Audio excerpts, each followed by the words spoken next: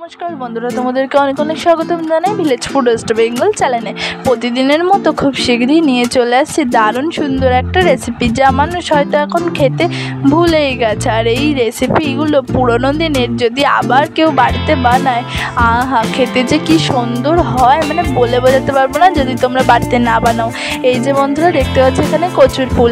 এখন তো সবাই চিকেন, মাছ, মাংস এইসব খেতে খেতেই কিন্তু তাদের জিভে চড়া পড়ে গেছে, আর এইসব পুরোনো দিনের রান্না তো ভুলেই যাচ্ছে। তাই এই কচুর ফুল দিয়ে দারুণ স্বাদের একটা রেসিপি নিয়ে চলে আসছি, তাও আবার ইলিশ মাছের মাথা দিয়ে। এই বর্ষার প্রথমে ওঠা ইলিশ আর কচুর ফুল দিয়ে যে এত সুন্দর একটা লোভনীয় চচ্চড়ি বানানো যায়, মানে বলে বোঝাতে পারবো না। তা কীভাবে তোমরা বানাবে এই কচুর ফুল দিয়ে ইলিশ মাছের মাথা দিয়ে চচ্চড়ি, সেটাই তোমাদের সঙ্গে শেয়ার করতে চলেছি।